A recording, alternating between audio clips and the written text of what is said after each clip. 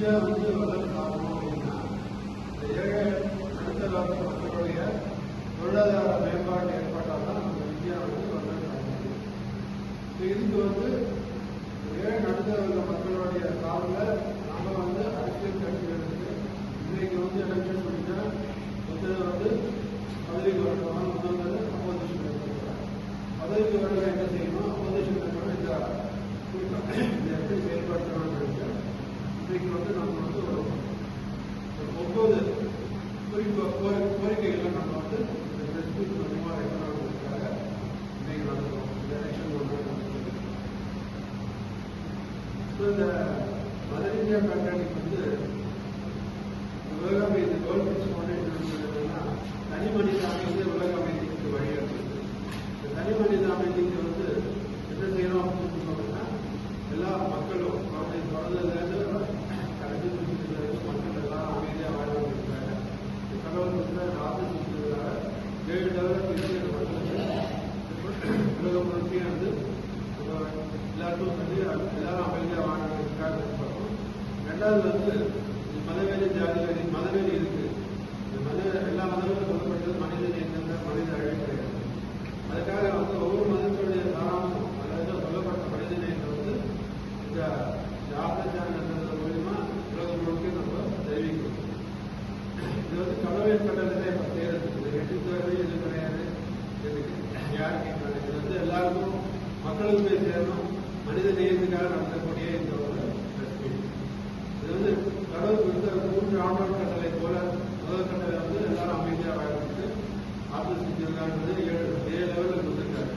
1 5 6 12 13 19 20 27 26 27 40 40 40 60 இந்த மாதிரி மனுஷனோட வாழ்க்கையை 7 பாகம் பிரித்து 7 பகுதியும் அவங்க வந்து சந்திக்கக்கூடிய சம்பவங்கள் அவங்களுடைய அறிவுத்திறன் வித்தியாசம் பண்ணும்போது அவங்க அந்த காலகட்டத்தில் எப்படி வெற்றிகரமாக வாழணும், அமைதியாக வாழணுன்றது அவங்க கொடுத்த கட்டளை எல்லாம் நம்ம நிறைவேற்று.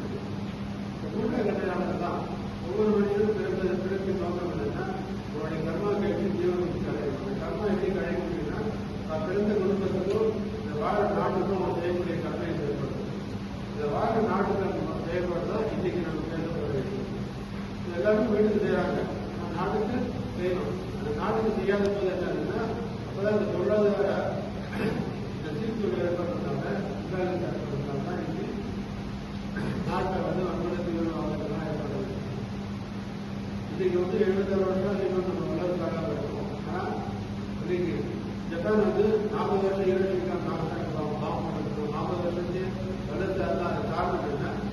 அங்க இருக்கிற அரசாங்கமும் சரி மக்களும் சரி கல்வி படிப்பின்மை கல்வியும் வேலைவாய்ப்பும் சுகாதாரம் கொடுத்து அதே மாதிரி திருப்பி ஏழை மக்கள் நடுத்தர மக்கள் நாங்கள் வைக்கிற குறிக்கோள் இந்த அரசியல்வாதிகளுக்கு கொடுக்குற குறிக்கோள் என்ன? 9 ஷார்ட் பாயிண்ட் தான் நம்ம கொடுக்குறோம். இந்த பதவிகள் என்னன்னா எல்லாருக்கும் வந்து கல்வி இலவசமாக கிடைக்கும். கல்வி இன்னைக்கு கல்வி வந்து ரொம்ப அதுதான் வந்து பெரிய பிசினஸா இருக்கு. ஏழை பையன் வந்து நல்ல கல்வி கற்றுக்கணும் அப்படின்னா வந்து பெரிய இன்ஜினியரிங் எந்த கல்வி எடுத்தாலும் கல்வி இலவசமாக இருக்கணும். எல்லாருக்கும் வேலை வாய்ப்பு கிடைக்கணும். அப்புறம் 3வது எல்லாருக்கும் தண்ணி பஞ்சம் இல்லாத தண்ணியை கொண்டு வரணும். 4வது வந்து எல்லாருக்கும் உணவு ஏற்படணும். 5வது வந்து எல்லாருக்கும் வீடு. இதுதான் 6 ஒரு மனுஷனுக்கு இந்த 6 அத்தியாவசிய தேவை இருக்கணும். இது இருந்ததுன்னா அவனுடைய பொருளாதார மேம்பாடு ஏற்படும். 7, 8, 9 அரசியல் மத்திய அமைப்பு ரிஃபர்மேஷன் ஒன்று, அப்புறம் டாக்ஸ் ரிஃபர்மேஷன், அப்புறம் ஜுடிஷியல் ரிஃபர்மேஷன் சட்டம் கொண்டு வரணும்ன்றத பற்றி மொத்தம் அடுத்த 3 வந்து மேக்ரோ லெவலில் இருக்கணும். இந்த 9 டாக்குமெண்ட்ஸ் தான் வந்து இன்னைக்கு நம்ம டிஸ்கஸ் பண்ண போகிற டாக்குமெண்ட். முதல்ல வந்து எஜுகேஷன் பராமரிக்கும் போது எல்லாருக்குமே இலவச கல்வி கொடுக்கணுன்றது அந்த கல்வி எப்படி இருக்கணும் அப்படின்னா இன்டர்நேஷனல் ஸ்டாண்டர்ட் இருக்கும். இப்போ ஒரு கவர்மெண்ட் ஸ்கூலில் போய் படிக்கிறோம்னா பசங்க வந்து இன்னைக்கு கூலி வேலை செய்யறவங்க சரி கஷ்டப்பட்டு சம்பாதிச்சு ஏதாவது பிரைவேட் ஸ்கூலில் சேர்க்கணும்னு வைக்கலாம். கவர்மெண்ட் ஸ்கூலில் சேர்க்கணும் காரணம் என்னன்னா அந்த ஹை குவாலிட்டி ஸ்டாண்டர்ட் இல்லைன்ற காரணத்தினால பட் நம்ம கொடுக்க வேண்டியது என்னன்னா ஹை குவாலிட்டி ஸ்டாண்டர்ட் கொடுக்கறதுக்கு நாம அரசாங்கமும் நம்ம தனிப்பட்ட மக்கள் அப்புறம் வந்து கார்பரேட் சோஷியல் ரெஸ்பான்சிபிலிட்டி சிஎஸ்ஆர் மூணு கலந்து இப்படி நல்ல கல்வி 147 கோடி மக்களுக்கு ஏகப்பட்ட மக்கள் நடுத்தர மக்களுக்கு நல்ல கல்வி கிடைச்சா போதும் நம்ம பொருளாதார மேம்பாட்டுக்கு அது வழி பேசிக் போனேன். அதனால எல்லாருமே வந்து கல்விக்கு ஃபோக்கஸ் பண்ணணும். எந்த மாதிரி கல்வி இருக்கணும் அப்படின்னா இந்தியா முழுக்க வந்து 1 நேஷன் 1 சிலபஸ் இருக்கும். நீங்க பாத்தீங்கன்னா ஏகப்பட்ட சிலபஸ் ஒவ்வொரு குவாலிட்டி ஆஃப் ஸ்டாண்டர்ட் வந்து வித்தியாசப்பட்டிருக்கு ஒவ்வொரு ஸ்கூல்ல. அதை வந்து மெட்ரிகுலேஷன் வந்து சிபிஎஸ்சி ஐஎஸ்சி வெவ்வேறு ஸ்கூல் இருக்கு. இந்தியா முழுக்க ஒரே சிலபஸ், எல்லா குழந்தைகளும் ஒரே குவாலிட்டி கல்வி கொடுக்கணும், அதுதான் முக்கியம். அப்புறம் வந்து கவர்மெண்ட் ஸ்கூல்ல வந்து பாத்தீங்கன்னா good library facility, good library facility நிறைய கவர்மெண்ட் ஸ்கூல்ஸ் நீங்க பார்க்கும்போது சிஎஸ்ஆர்ல லைப்ரரிஸ் கிடையாது, நல்ல டாய்லெட்ஸ் கிடையாது. அதனால வந்து குழந்தைங்களுக்கு வந்து நல்ல சுகாதாரமான என்விரான்மெண்ட் கிடையாது. இடிஞ்சு போற பில்டிங் போல இருக்கு.